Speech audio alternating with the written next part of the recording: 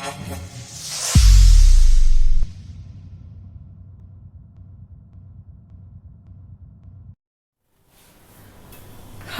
welcome to the third edition of TNOX newsletter. We start off with the update on the Harman music system. The infotainment system by Harman in top models do not support majority of the phones, and members face issues like Google Maps not connecting, Google Maps responding late, and the phone getting disconnected when a call comes. And even if it gets connected, once the call is disconnected, the music doesn't start playing automatically. One of our fellow members, Ian from Trichy, he had reached out to the Tata support team through the service center, and they in turn have reached out to Harman, who were supposed to be working on it. But then Harman started saying Corona and all those things, and they haven't delivered till date. So, an escalation mail was sent to Dimple, who is the head of customer service of Tata, and things have taken a great amount of traction after that. I personally got a call from the Chennai regional service manager, and he has asked for some additional details of the infotainment system issues, and we have provided to them. So, optimistically speaking, we should hear from Harman soon, and I'm sure they would launch a new version of the infotainment system which would solve all our problems.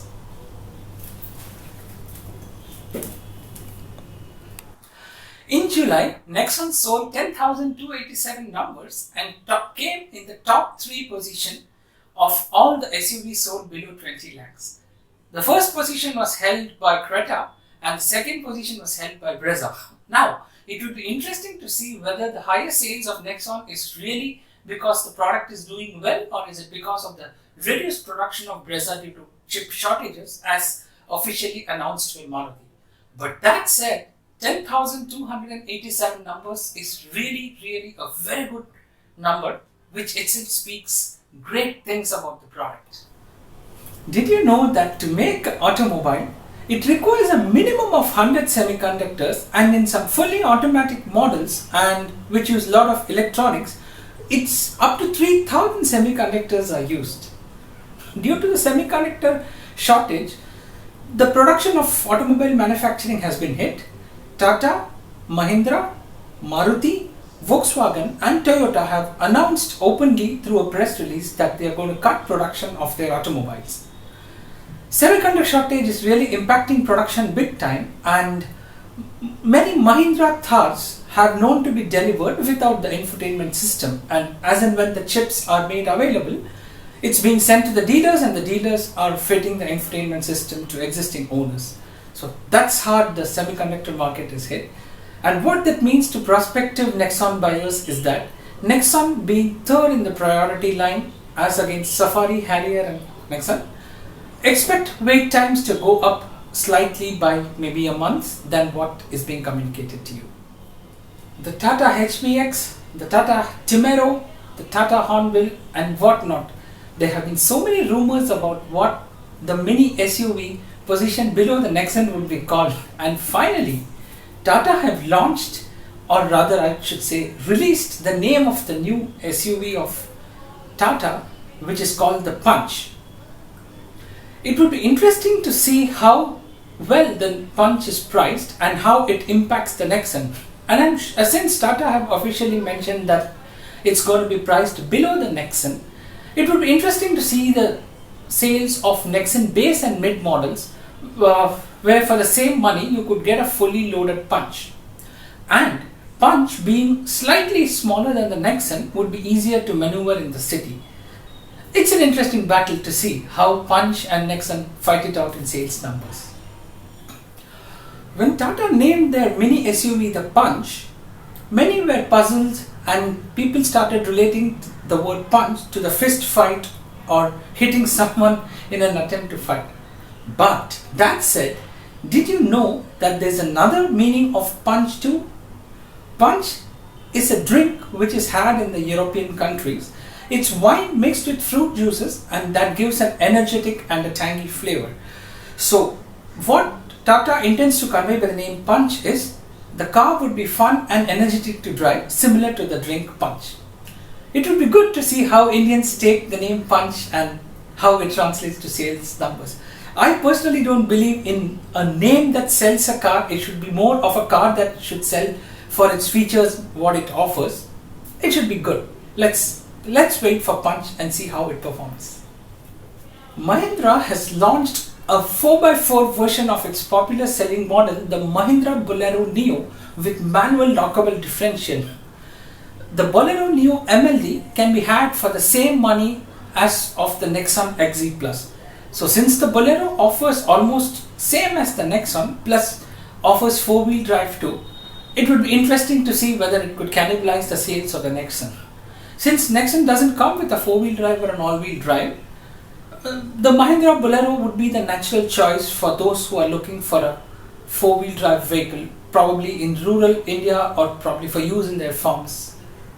We'll keep looking at the sales numbers of the Bolero Neo and the Nexon and see how much of sales was the Bolero able to cannibalize. The government has requested auto manufacturers to add 10% ethanol into their petrol to make the emission cleaner and greener. This should result in an environmental friendly emission and also reduce the amount of pollutants that are released into the air by petrol vehicles. This 10% also translates to the fact that the import duty on crude oil is reduced for India. Well, but I am sure that the prices of fuel won't go down and neither will the taxes.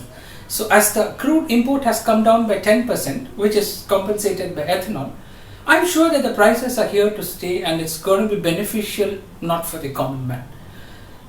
What it translates to us is, especially while tanking up your Nexon in the rain, ensure that there is no water that gets mixed along with the ethanol while refueling during rains.